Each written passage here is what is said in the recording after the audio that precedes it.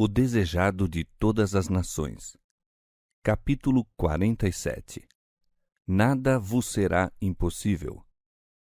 Este capítulo se baseia em Mateus capítulo 17, versos 9 a 21, Marcos capítulo 9, versos 9 a 29 e Lucas capítulo 9, versos 37 a 45. Toda a noite fora passada no monte, e ao nascer do sol, Jesus e os discípulos desceram para a planície. Absorvidos em seus pensamentos, os discípulos estavam silenciosos e possuídos de respeito. Nem mesmo Pedro tinha uma palavra a dizer. De boa vontade se teriam detido naquele santo lugar que fora tocado pela luz celestial e onde o Filho de Deus manifestara sua glória. Mas havia trabalho a fazer pelo povo que já andava por toda a parte à procura de Jesus. Um grande grupo se ajuntara ao pé do monte, ali conduzidos pelos discípulos que tinham ficado atrás, mas que sabiam para onde Jesus se retirara. Ao aproximar-se, o Salvador recomendou aos 3 companheiros que guardassem silêncio acerca do que tinham presenciado, dizendo: A ninguém conteis a visão, até que o Filho do Homem seja ressuscitado dos mortos. A revelação feita aos discípulos devia ser ponderada em seus corações, não ser publicada. Relatá-la às multidões apenas excitaria o ridículo ou ociosa admiração. E mesmo os 9 apóstolos não entenderiam a cena até depois que Cristo houvesse ressuscitado. Quão tardos de compreensão eram mesmo os 3 discípulos favorecidos, vê-se pelo fato de que, não obstante tudo quanto Cristo dissera acerca do que o aguardava, indagavam entre si o que queria dizer ressuscitar dentre os mortos. Todavia, não pediram explicações a Jesus. Suas palavras a respeito do futuro os tinha enchido de tristeza. Não procuraram nenhuma revelação posterior daquilo que de bom grado acreditariam nunca havia de acontecer. Ao avistar Jesus, o povo que se achava na planície correu-lhe ao encontro, saudando-o com expressões de reverência e alegria. Todavia, com sua rápida visão, percebeu que se achavam em grande perplexidade. Os discípulos pareciam perturbados. Acabara de verificar-se uma ocorrência que lhes causara cruel decepção e os humilhara também. Enquanto esperavam, ao pé do monte, chegara um pai trazendo-lhes o filho, a fim de ser libertado de um espírito mudo que o atormentava. Aos discípulos fora conferida autoridade sobre os espíritos imundos para os expulsar quando Jesus enviara os 12 a pregar pela Galiléia. Ao saírem fortes na fé, os maus espíritos lhes haviam obedecido à palavra. Agora, tinham ordenado em nome de Cristo que o espírito atormentador deixasse a vítima, mas o demônio simplesmente escarnecera deles por uma nova exibição de seu poder.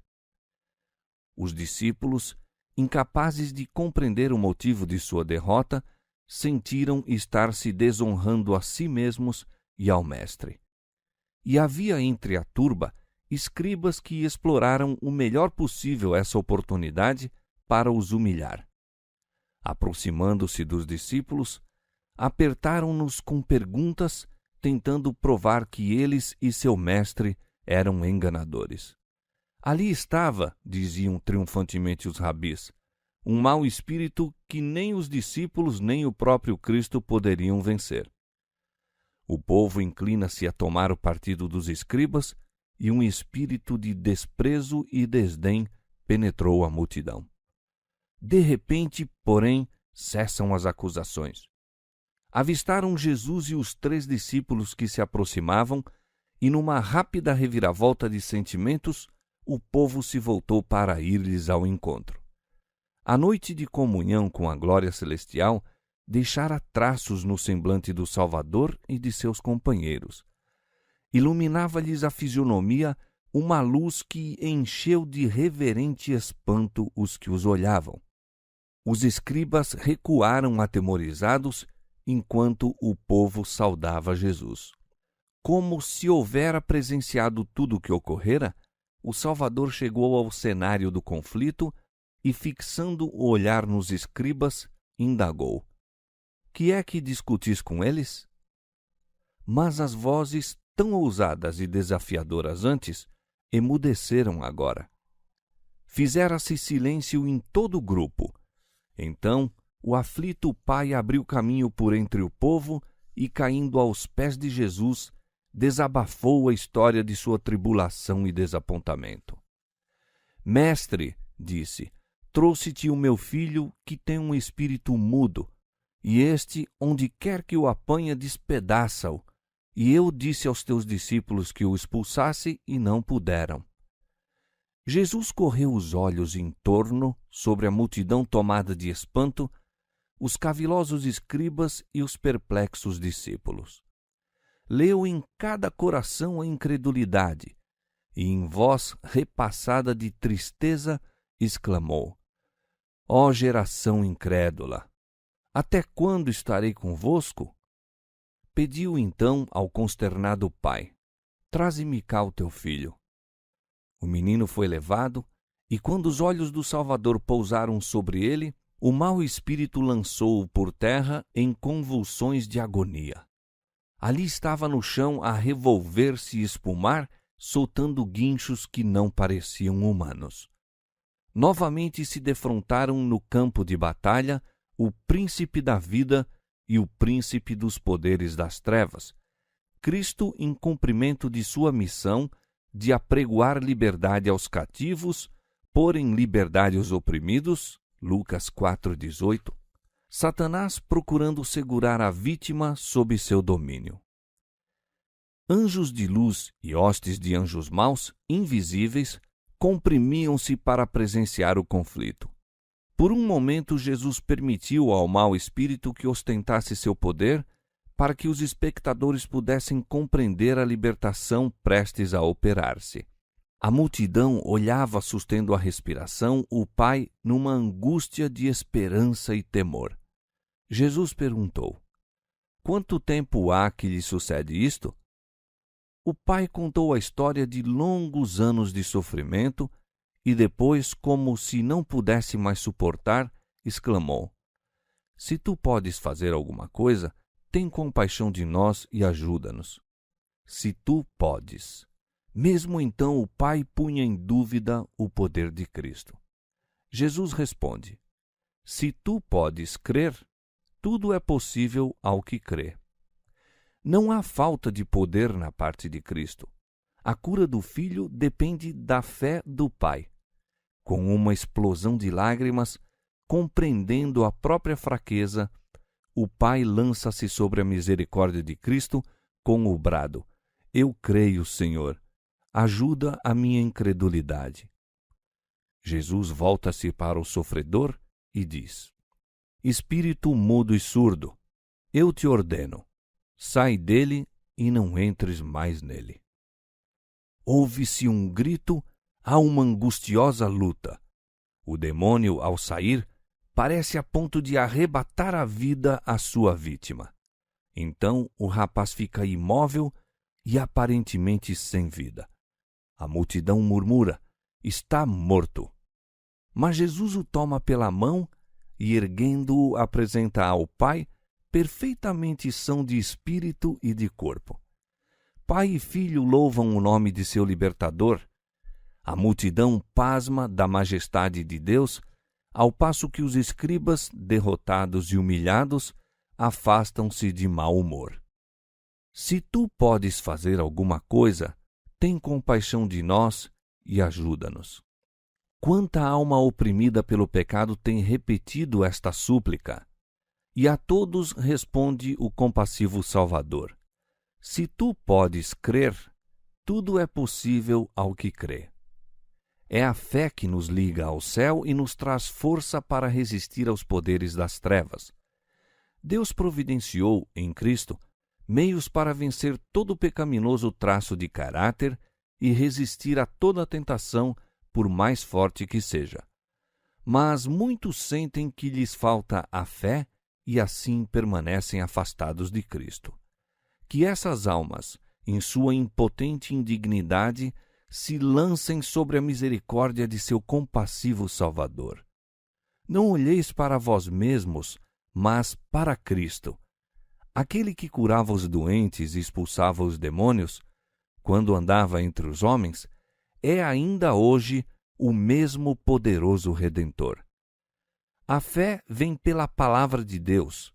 Apegai-vos, pois, à sua promessa. O que vem a mim, de maneira nenhuma o lançarei fora. João 6,37. Lançai-vos a seus pés com o clamor: Eu creio, Senhor. Ajuda a minha incredulidade. Não podeis perecer nunca enquanto assim fizerdes. Nunca. Dentro de um breve lapso de tempo, contemplaram os favorecidos discípulos o extremo da glória e da humilhação. Viram a humanidade como transfigurada à imagem de Deus e como rebaixada à semelhança de Satanás. Da montanha onde conversou com os mensageiros celestiais e foi proclamado Filho de Deus pela voz saída da radiante glória, viram Jesus descer para enfrentar aquele tão desolador e revoltante espetáculo, o jovem lunático, com a fisionomia contorcida, rangendo os dentes e em espasmos de agonia que poder algum humano podia aliviar. E esse poderoso Redentor, que havia poucas horas apenas se achava glorificado perante os maravilhados discípulos, desce para erguer a vítima de Satanás do pó em que se contorce e, em saúde de espírito e de corpo, o restitui a seu Pai e a seu lar. Era uma lição objetiva da redenção, o divino descendo da glória do Pai para salvar o perdido. Representava também a missão dos discípulos, não somente do cimo da montanha com Jesus. Em horas de iluminação espiritual, se deve passar a vida dos servos de Cristo. Há para eles trabalho a fazer na planície. Almas a quem Satanás tem escravizado estão à espera da palavra de fé e oração que os tornará livres. Os 9 discípulos estavam ainda ponderando no duro fracasso que lhes sobreviera e, ao verem-se mais uma vez a sós com Jesus, perguntaram: Por que não podemos nós expulsá-lo? Jesus lhes respondeu: Por causa de vossa pouca fé, porque em verdade vos digo que se tiverdes fé como um grão de mostarda, direis a este monte: passa daqui para acolá, e há de passar, e nada vos será impossível. Mas esta casta de demônios não se expulsa senão pela oração e pelo jejum. Sua incredulidade, que lhes vedava ter mais profunda simpatia para com Cristo, e a desatenção com que olhavam a sagrada obra a eles confiada, tinham causado o fracasso no conflito com os poderes das trevas. As palavras de Cristo com respeito à sua morte haviam produzido tristeza e dúvida, e a escolha dos 3 discípulos para acompanharem Jesus ao monte excitara os ciúmes dos 9. Em vez de robustecer a fé pela oração e meditação das palavras de Cristo, demoraram-se em seus desânimos e agravos pessoais. Foi nesse estado de sombras que empreenderam o conflito com Satanás. Para serem bem-sucedidos num combate assim, precisavam pôr mãos à obra com espírito diverso. Sua fé devia ser avigorada por fervorosa oração e jejum e humilhação da alma. Deviam esvaziar-se de si mesmos e encher-se do Espírito e o poder de Deus. Somente a súplica fervente, perseverante a Deus, feita com fé, fé que leva a esperar com inteira confiança nele, consagrando-se sem reservas à sua obra, pode ser eficaz para trazer aos homens o auxílio do Espírito Santo na batalha contra os principados e as potestades, os príncipes das trevas deste século, as hostes espirituais da maldade nos lugares celestiais. Se tiverdes fé como um grão de mostarda, disse Jesus, direis a este monte, passa daqui para acolá, e há de passar. Se bem que o grão de mostarda seja tão pequeno, encerra aquele mesmo misterioso princípio vital que produz o crescimento na mais altaneira árvore. Ao lançar-se na terra a semente da mostarda, o minúsculo germe aproveita todo elemento provido por Deus para a sua nutrição e desenvolve-se rapidamente num crescimento vigoroso. Se tendes fé como essa, haveis de lançar mão da palavra de Deus e de todos os meios eficazes por ele designados. Assim se robusterá a vossa fé, trazendo em vosso auxílio o poder do céu. Os obstáculos amontoados por Satanás através de vosso caminho, conquanto pareçam intransponíveis como as montanhas eternas, desaparecerão em face da exigência da fé. Nada vos será impossível.